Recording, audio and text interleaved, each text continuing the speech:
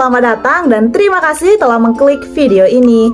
Sebelumnya, perkenalkan saya Aprilia Khairunisa dengan NPM A1M0218 dari Prodi Pendidikan IPA Fakultas Keguruan dan Ilmu Pendidikan Universitas Bengkulu.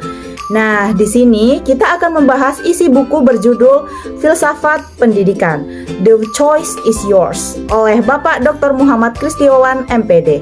Wah, dari judul saja sudah menarik ya. Buku ini terdapat 8 judul nih teman-teman. Untuk video yang pertama kita akan bahas bab 1 dulu ya, dengan judul Mengenal Filsafat dan Filsafat Pendidikan. Yuk kita simak bersama. Apakah filsafat itu dan bagaimana definisinya? Filsafat artinya berpikir, pola pikir, namun tidak semua berpikir berarti berfilsafat. Berfilsafat adalah berpikir secara mendalam dan sungguh-sungguh. Tegasnya, filsafat adalah hasil akal manusia yang mencari dan memikirkan sesuatu kebenaran dengan sedalam-dalamnya. Objek material filsafat ini yang diteliti adalah segala sesuatu, sedangkan subjek materialnya yaitu mencari hakikat. Maka dari itu, berfilsafat berarti mempertanyakan dasar dan asal-usul dari segala-galanya untuk mencari orientasi dasar bagi kehidupan manusia. Selanjutnya kita akan masuk ke dalam makna dari filsafat pendidikan. Nah, di sini filsafat pendidikan adalah filsafat yang digunakan dalam studi mengenai masalah-masalah pendidikan. Filsafat merupakan perangkat nilai-nilai yang melandasi dan membimbing ke arah pencapaian tujuan pendidikan. Baik, selanjutnya masih dengan makna dari filsafat pendidikan. Filsafat pendidikan pada hakikatnya adalah penerapan analisa filsafat terhadap lapangan pendidikan. Pemikiran sesuai cabang-cabang filsafat turut mempengaruhi pelaksanaan pendidikan. Metafisika merupakan cabang filsafat yang mengkaji hakikat manusia, hakikat dunia, dan termasuk hakikat anak.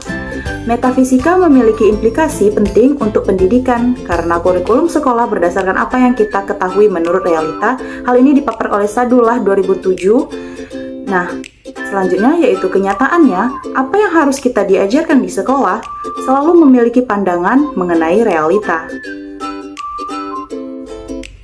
Nah, selanjutnya kita akan membahas tentang ontologi dan pendidikan. Ontologi dan pendidikan ini terbagi menjadi 3, yaitu teologi, kosmologi, dan manusia. Baiklah, yang pertama yaitu teologi. Pendidikan akan selalu mempertimbangkan hubungan manusia dengan Tuhannya. Sebagai implikasinya, mata pelajaran agama menjadi mata pelajaran pokok dalam kurikulum. Nah, yang kedua yaitu kosmologi. Implikasi kajian kosmologi terhadap pendidikan adalah kosmologi akan mengisi kepribadian manusia dengan realita fisik. Siswa harus mengenal alam yang menjadi tempat hidup dan aspek lainnya sehingga mengerti akan keteraturan di jagat raya ini. Nah, selanjutnya yang ketiga, manusia. Hanya manusia yang secara sadar melakukan pendidikan untuk sesamanya. Pendidikan merupakan kegiatan antar manusia oleh manusia untuk manusia. Oleh karena itu, pembicaraan mengenai pendidikan tidak lepas dari pembicaraan mengenai manusia. Nah, setelah kita membahas tentang ontologi dan pendidikan, selanjutnya kita akan membahas tentang epistemologi pendidikan.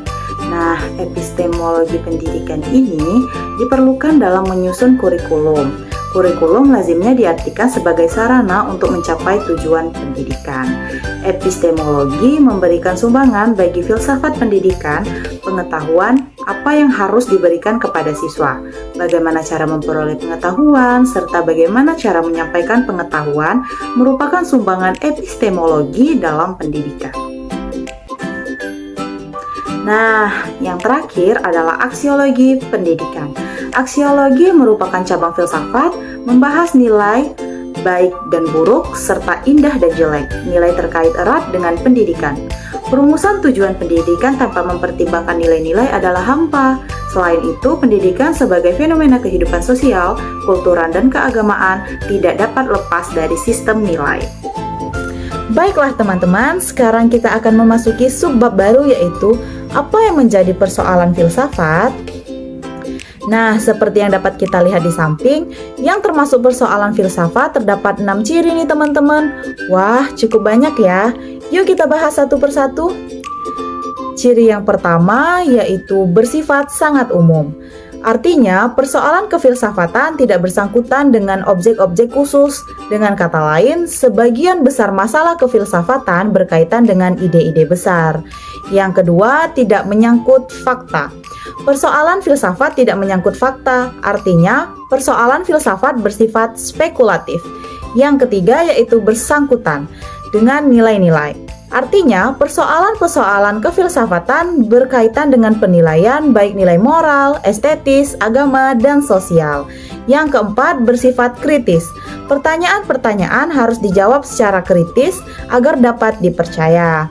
Nah, ciri yang kelima yaitu bersifat sinoptik, mencakup struktur kenyataan secara keseluruhan. Filsafat merupakan ilmu yang membuat susunan kenyataan sebagai keseluruhan.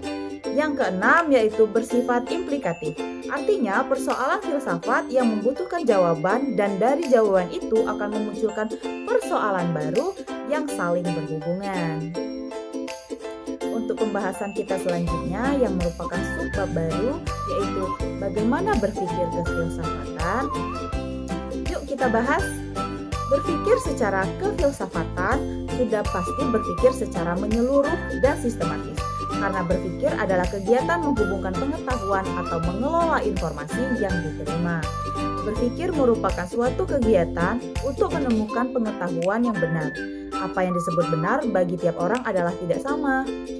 Dapat dikatakan bahwa tiap jalan pikiran mempunyai apa yang disebut sebagai kriteria kebenaran. Dan kriteria kebenaran ini merupakan landasan bagi proses penemuan kebenaran-kebenaran tersebut. Wah, tidak terasa ya, sekarang kita akan membahas subbab terakhir nih teman-teman. Subbabnya yaitu apa yang menjadi cabang dari filsafat. Nah, cabangnya yang pertama yaitu metafisika. Dapat didefinisikan sebagai studi atau pemikiran tentang sifat yang terdalam atau ultimate nature dari kenyataan atau keberadaan. Yang kedua yaitu epistemologi, membicarakan secara rinci dasar, batas, dan objek pengetahuan. Yang ketiga adalah aksiologi, adalah cabang filsafat yang mempersoalkan penilaian atau berhubungan dengan nilai guna.